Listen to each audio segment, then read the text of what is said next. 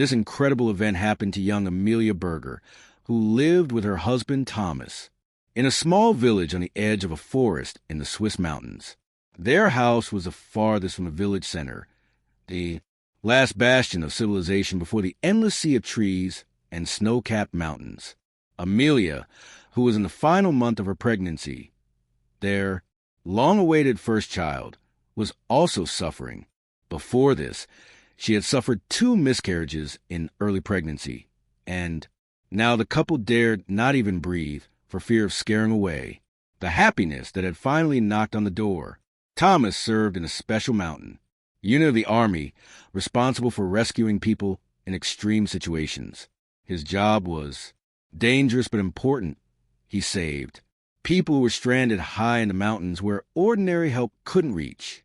Just order your emergency luggage and it's ready to go, day or night.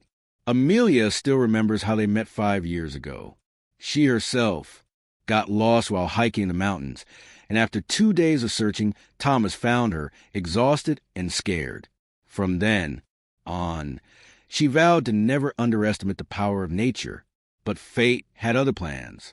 It happened this time, too. I got the call at 3 a.m. Thomas listened to the commander in silence, nodding, only occasionally as if his interlocutor could see him.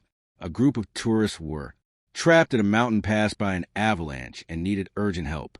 The husband was very worried about his wife.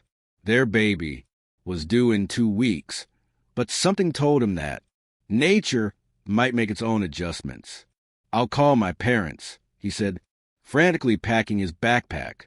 "They will come and live with you until I return."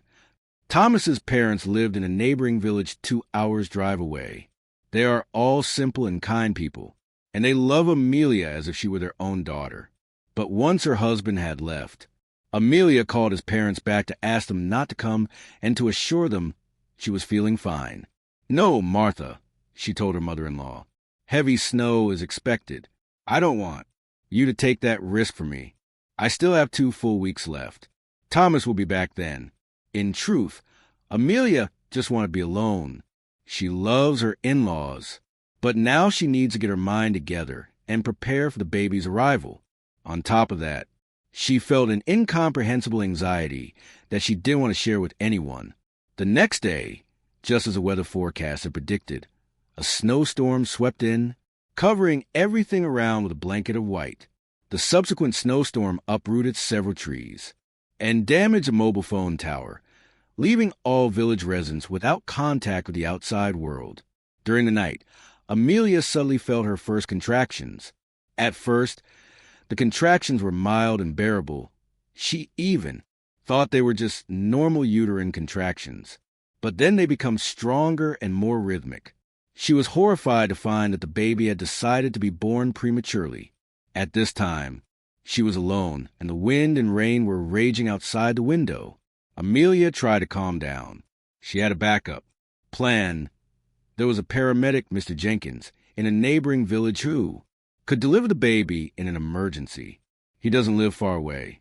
It takes about 20 minutes to drive to his home. If she started now, she could get there before labor really started.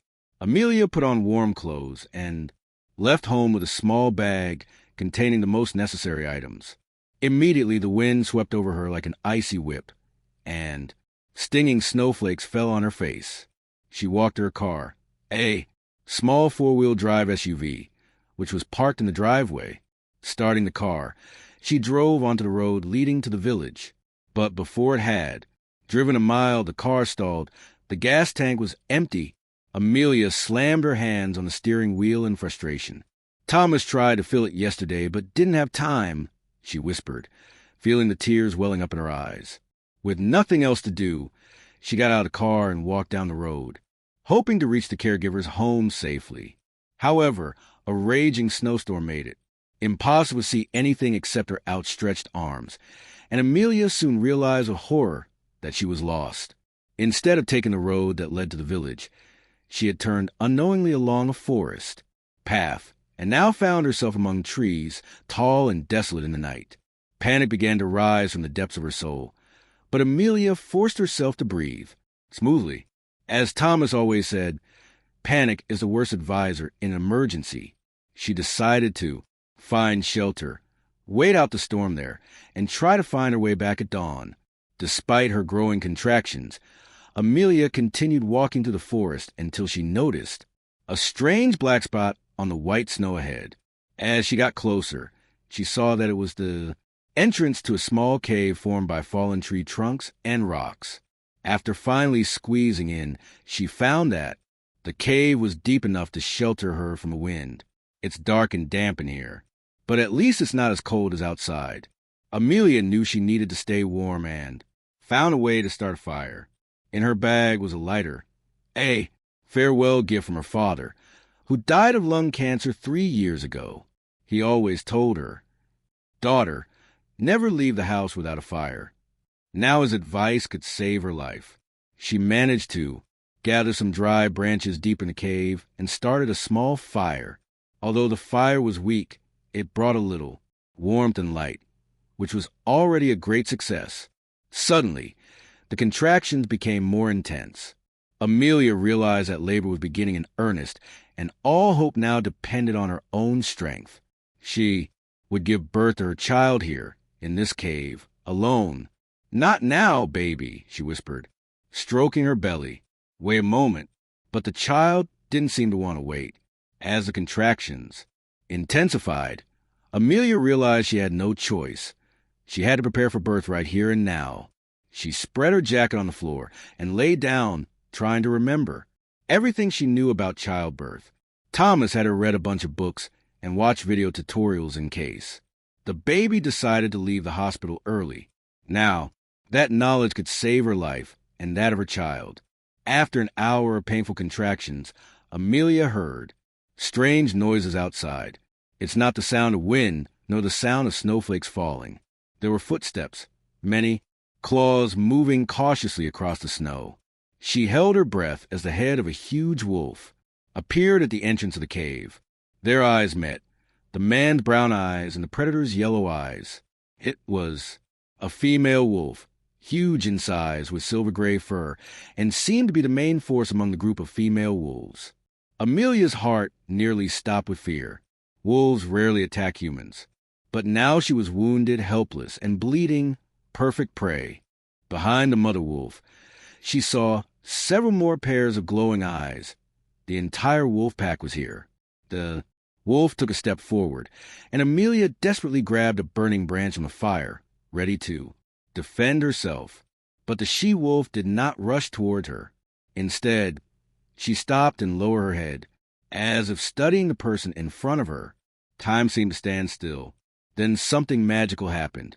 The wolf slid closer to Amelia and lay down beside her warm side almost touching her trembling body. The rest of the wolves, along with their leader, followed the experienced she-wolf into the cave. They gathered around Amelia, a living ring of warm bodies.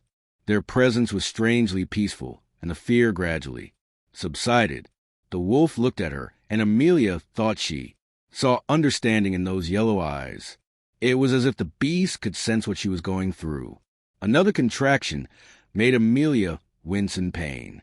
The she-wolf suddenly stood up, moved closer, and sniffed her belly. Then something happened that Amelia could neither foresee nor explain. The she-wolf began licking her hand, as if trying to calm her and support her. The labor lasted all night. The wood in the fire was running low, and Amelia feared she and her baby would freeze to death. But the wolf seemed to understand her fear. Several of them left the cave, but soon returned with a handful of dry twigs in their mouths, which they threw near the dying fire. Amelia struggled to throw the branch onto the fire, and the flame started up again, filling the cave with warmth and light. As dawn approached, the contractions became almost constant. Amelia felt that the baby was about to be born. As she was about to make a final effort, suddenly the ground beneath her feet began to shake and rocks, and snow fell from above. A large rock supporting the cave ceiling began to move. The ground beneath his feet softened from the heat of the fire and could no longer support his weight. In a few moments the vault would collapse, burying Amelia and the wolves beneath him. The leading wolf immediately sensed a danger. jumped up and howled loudly. Hearing this signal, the wolves began to run out of the cave. Amelia tried to stand up, but another contraction pushed her to the ground. The big rock finally moved and began to fall. At the last moment, the she-wolf rushed over, pushed Amelia aside, and walked toward the exit of the cave. The rock hit where the woman had been lying a second ago, and the cave was filled with dust and small fragments. Amelia found herself outside in the snow, surrounded by wolves. By this time, the storm had subsided and the sky was beginning to lighten. Dawn was approaching, but she had no time to appreciate the beauty of nature. With the next contraction, she felt her baby beginning to be born. The she-wolf laid down beside her again, and the other wolves formed a circle around her, as if protecting them from some invisible threat. When the baby is finally born, it is the mother wolf who is the first to approach the newborn. Amelia watched in horror as the beast lurched toward her child, but the mother wolf simply nibbled the umbilical cord carefully, and then began licking the baby, cleaning the blood and mucus from it, just as she would her own cubs. In shaking hands, Amelia lifted the child, a little girl with wisps of dark hair, and pressed her to her chest. The baby screamed, and it was the most beautiful sound Amelia had ever heard. At sunrise, Amelia sat with her back against a tree trunk, holding a child in her arms. The wolf remained with her, protecting the new mother and her cubs. The she-wolf was closest to the group, and Amelia carefully reached out her hand and placed it on the she-wolf's head. The wolf did not back down. Instead, she pressed herself against her hand, like a house dog seeking affection. Their eyes met again, and Amelia thought the beast's eyes were smiling. "Thank you," she whispered. "Thank you for saving us." Just then, the sound of a motor was heard at the edge of the forest. Although the wolves were alert, they did not run away. A minute later, a military jeep drove into the open space, and a man in military uniform jumped out of the car. "It's Thomas." Seeing his wife surrounded by wolves, he was stunned and couldn't believe his eyes. His hand instinctively went to his holster.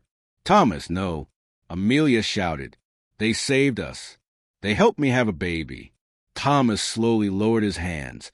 Still not understanding what was going on here, he took a step forward, and the wolves parted, allowing him to reach his wife and children.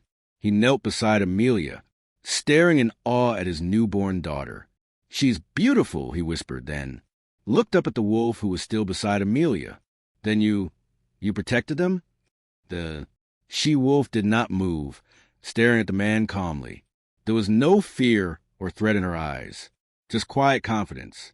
Suddenly, another animal emerges from a forest, a huge and hungry bear, which has woken up prematurely from hibernation, perhaps because the cave has collapsed. He stood up on his hind legs, obviously interested in the smell of blood. Thomas reached for his gun, but didn't have time to pull it out. The mother wolf rushed towards the bear at lightning speed, and the entire wolf pack followed closely behind. A fierce battle ensued for Flew, and the air was filled with roars and howls. The bear was strong, but he stood no chance against an entire pack of wolves. Wounded and frightened, he eventually retreated and disappeared into the forest. But the victory came at a high price for the wolves. The mother wolf was seriously injured. The blood dyed the snow around her scarlet. Thomas carefully handed Amelia and the child to the arriving team of medical staff, and he approached the injured wolf. The remaining wolves watched warily but did not attack, seemingly realizing that the man had no intention of harming the leader of the pack. Thomas took off his coat and carefully wrapped the wolf inside. She didn't resist. Maybe she was too weak or trusted him somehow. "I know a great vet," he told Amelia. "We can help her." As they drove away from the clearing, Amelia and the child in one ambulance, Thomas and the wolf in another. The rest of the wolves stood at the edge of the forest and watched them go. Their eyes sparkled in the morning light like little gold coins. A year has passed. Amelia sits on the balcony of their new suburban home, watching her daughter Luna play on the lawn. Lying next to the child was a silver-gray she-wolf carefully observing the baby's every move. After the incident in the forest, they were unable to release the she-wolf back into the wild. The injury was so severe that he still limped after recovery. In addition, without her, the sheep had all gone deep into the mountains, making it impossible to find her. So the she-wolf began to live with them, no longer a wild animal, but no longer a domestic animal either. She never showed aggression towards people and carefully guarded little Luna as if she were her own cub. Sometimes she would go into the forest at night and disappear for days, but she always came back to the girl she had helped bring into the world on that terrible snowy night. When the local residents heard this story, they did not believe it at first. Gradually, the unusual relationship between a woman, a baby, and a wild animal became known outside the village, attracting the attention of curious travelers. Amelia often thinks about that night and the strange connection that was formed between her and the beast. Two mothers, one human, the other animal, find a common language without words, understanding each other on a level that ordinary people cannot. Sometimes, while Luna slept and the she-wolf lay beside her crib, Amelia would sit beside her and stroke her silver fur. It seemed to her that, in the beast's yellow eyes, she saw an understanding and wisdom unattainable to humans. Maybe we are not so different from the wild animals of this world, she thought. There is an instinct in each of us that is as old as the earth itself, to protect our young at all costs. It was this instinct that established an incredible bond between the woman and the she-wolf on the cold winter night when little Moon was born.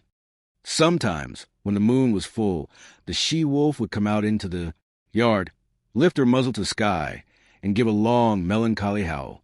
Somewhere far away, deep in the forest, other wolves responded to her former pack, who remembered their old wolf and missed her.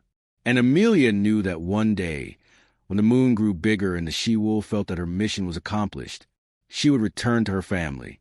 But until then, she will be there, guarding the little girl with clear black hair, who was born on a snowy night under protection of the wolf pack.